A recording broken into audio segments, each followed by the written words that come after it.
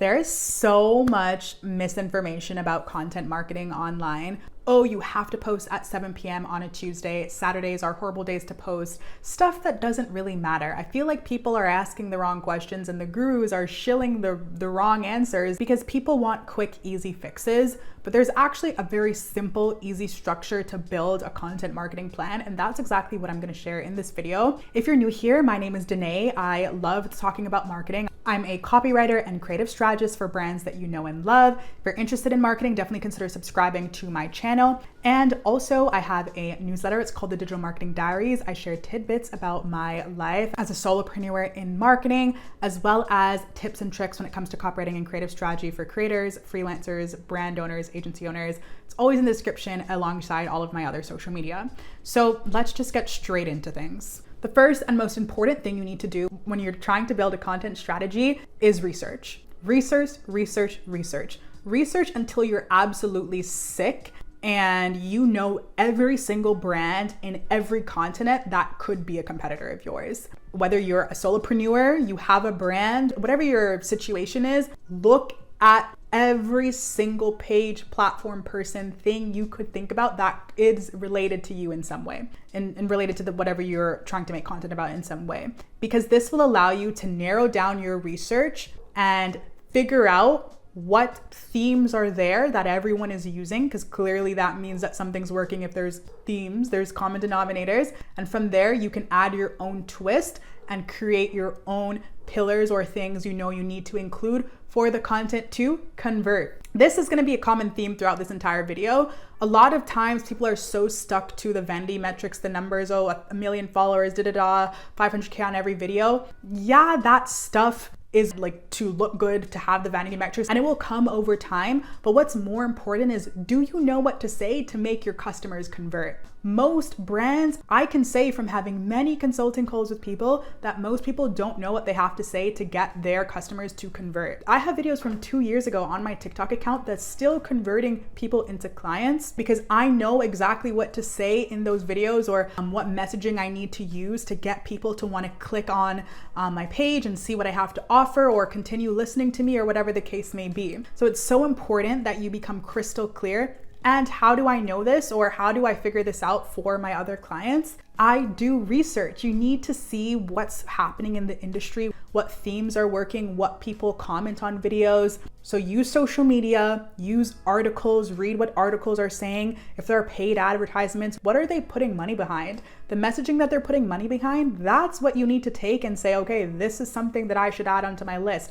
Do as much research as possible, have your list of information, and then refine. Okay, here's what actually matters for me, for what we want to do. And here's how we're going to add our own twist to it. And actually, here's how we're going to make it better and add in our own unique thoughts or concerns or ideas to get people to convert even more because you've thought this through thoroughly. Once you have your themes down, you should have a huge Excel sheet with maybe 3 to 5 different broad pillars or themes and topics within them. You could then make 1 million different videos or posts on each, or tweets or LinkedIn posts on each of those topics. So have an Excel spreadsheet with these pillars, with these broader topics. And then from there, you can, when you're trying to come up with ideas, you can pull from them and include them in trends that are happening, et cetera, et cetera. So this is your strategy. These pillars are your strategy now. This research you did and this Excel sheet you make is your strategy. Of course, you can then go and you can make content calendars every month and all that stuff, and you can use ChatGPT for that. But what do you need to do when you're posting content? You need to stay consistent. So you have this information now. Post a minimum of 3 times a week. If you can, maybe once a day, once every other day, and stay top of mind. Get a routine going. People love to binge content these days.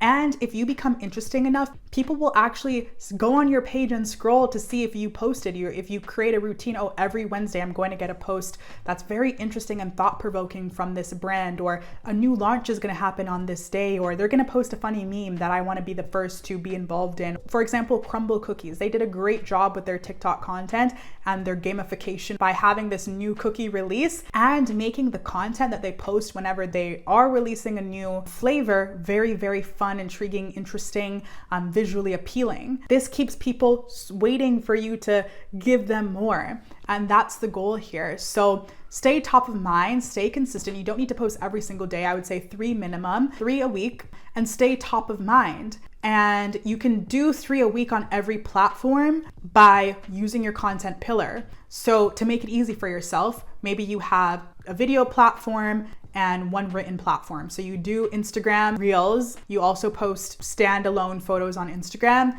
and you also post on Twitter and maybe Instagram Threads. And throughout the week, you use the same theme, but different concepts or different angles or concepts or thoughts within those themes to garner what you're gonna focus on this week. So let's say that you are a makeup brand and you know that a big theme or something that really converts people is showing the products and actions. And you also know that right now the hair theory is trending. Girls are talking about how their hair makes such a difference in their outfit and their makeup look. And Mother's Day is coming up. So for this next week, you're going to do styling looks or get ready with me for Mother's Day or different concepts from this one angle of, you know, that people seeing the product in action is like a big theme that's going to make people convert. And then the next week, maybe you're focused just specifically on how your product actually stands out from other people by the specific ingredients you use. And the best way to convert people while talking about that specific thing is showing the ingredients of other brands and how toxic they are or something like that.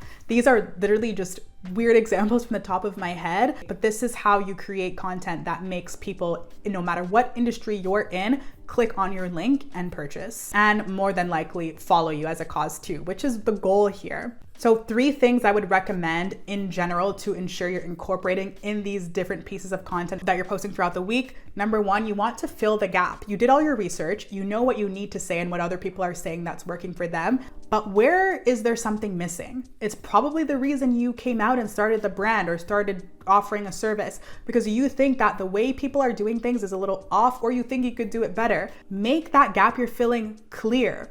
Be very specific and vocal when you're doing your copywriting. Oh, this is how I'm different from the rest of these brands, or this is who I am and this is what I do. So it's embedded in people's head. There's so many times when I'm trying to think of a brand, or I'm trying to think, what do you think about when you think of your favorite YouTubers or your favorite brands? There are defining factors that make them stand out. That's their definition of filling in the gap. And they're only able to do so because they make it evident of what problem they're solving. The brand Tala makes sustainable activewear. You can get activewear from Aritzia, Alo Yoga, so many different brands, but the gap Tala is specifically filling are basics that cost around the same amount but are sustainable, that will last long for you and are also better for the environment. And they make the gap they're filling clear whenever they're having a launch. Here's what materials we use to create it. We have to go through 50 rounds because we don't want to use this dye that's bad for the planet, as an example. So make sure the gap that you're filling is clear whenever you're incorporating these posts,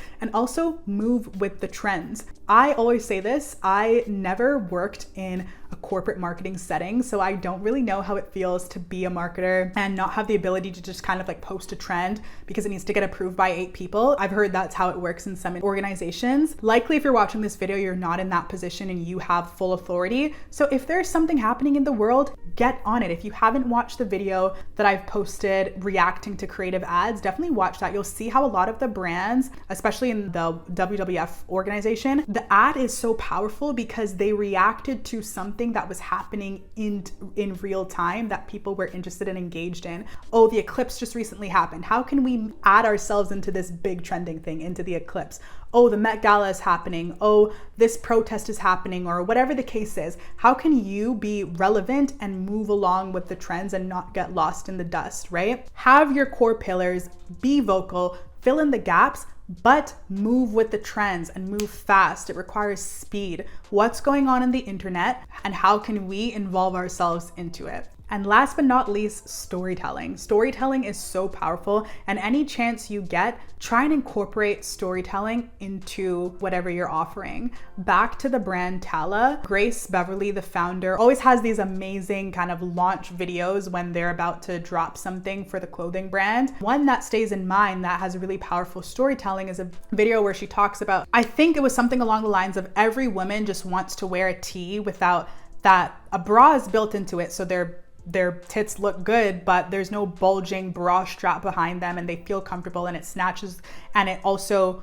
removes inches off of them or sucks them in, but also doesn't make their boobs look super compact, right? And in order to do that, she walks you through a storyline. They've literally gone to the moon, but for some reason we're stuck with these poor underwire bras. Today, that's why our team went on a mission to and goes off into this storyline, and it creates a picture in your head of, that's kind of true. They've done all these things, but we still have these uncomfortable underwire bras that we have to wear. I love that they've created this, and they bring you into the mission by creating this storyline, because it could have just came on and said, we did this thing, hey, buy it. But no, they walk you through this storyline. So any chance you get to be creative and incorporate storytelling, go for it. It's gonna make all the difference. So yeah, I hope this helped. Main goal of this video is to help you think strategically on how you attract customers effortlessly, because we wanna think smarter, not harder. There are ways that you can go about creating your content that doesn't require you to think about whether you can post on Tuesday at 7 p.m. Because it doesn't matter what you post when you have all of these things that are under the surface, fleshed out, clear, and ready to go for you and or your team. That's it. Again, if you like the video, make sure to consider subscribing and signing up for my newsletter. We'll talk soon.